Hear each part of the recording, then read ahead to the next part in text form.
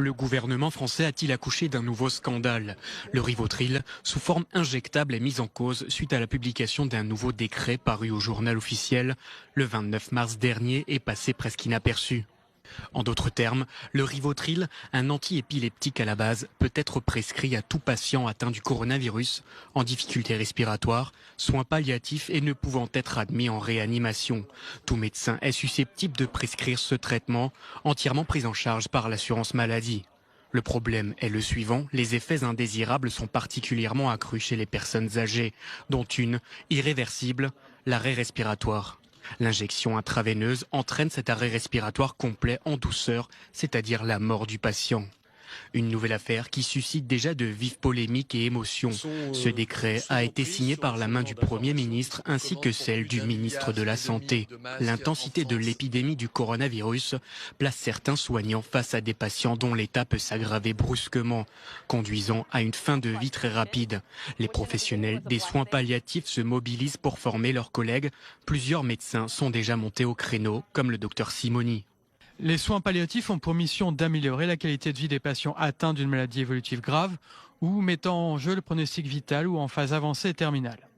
Ils n'ont pas vocation à accélérer un tri barbare et arbitraire de patients par des médecins à qui on aurait refusé en amont les moyens du diagnostic et du traitement.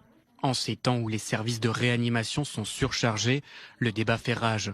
Doit-on laisser mourir les patients sous nos yeux ou doit-on adoucir leur mort? Bonsoir à tous. Ce matin, j'ai pris connaissance de cette information concernant l'usage banalisé du Rivotril. C'est une information des plus dérangeantes pour moi et c'est un doux euphémisme. Je n'aurai qu'une seule question à poser.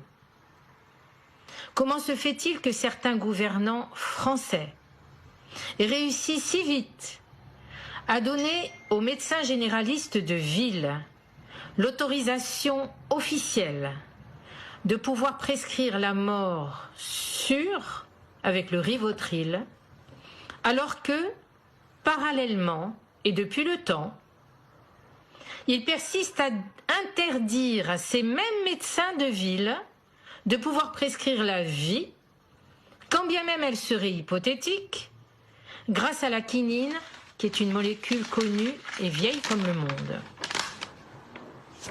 Nous, médecins, nous ne sommes pas uniquement des médecins du corps, nous sommes également des médecins de l'âme.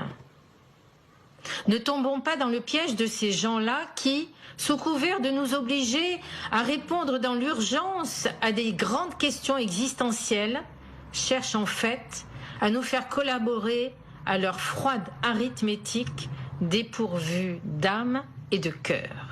Et pour vous, d'un côté, on a le gouvernement qui interdit la possibilité d'une option pourtant cautionnée par un grand scientifique, le docteur Raoult, et d'un autre côté, on a l'autorisation d'abréger la vie de quelqu'un.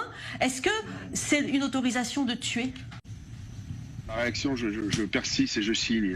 Le Rivotril est un sédatif qui peut amener à une mort. À la mort, il ne doit pas être donné, justement. Mais le Valium aussi, le Tranxène aussi. Actuellement, aujourd'hui, et la morphine aussi. Un médecin de ville peut sur une simple ordonnance, c'est ridicule de dire ça. Pharmacie, a donné du Rivotril. Les dizaines de médecins qui m'ont appelé, qui sont au moins aussi compétents que le professeur Benchimol, pour qui, encore une fois, j'ai du respect, m'ont dit exactement l'inverse. C'est une possibilité de donner la mort à tous les médecins sans l'accord du patient. S'il y a l'accord du patient et s'il y a l'accord de la famille, après c'est un problème éthique qui est beaucoup plus compliqué, mais on peut en débattre. Dans le cas précis, n'en déplaise à ce qu'a dit le professeur, on peut le donner sans l'accord du patient et sans l'accord de la famille, parce que imaginez relisez s'il vous plaît, monsieur le député. Monsieur le député, je vous demande de lire simplement les conseils de la Société française. Je voulais juste terminer. Le professeur a dit, pour sauver, même si on peut sauver un patient, une vie, sur des dizaines, comme je l'ai vu encore à Mulhouse, ce couple qu'on disait condamné et qui a été sauvé sur les informations hier de France 2, je crois. Il faut tenter le coup. Tant qu'il y a un espoir, il peut avoir de la vie. Merci.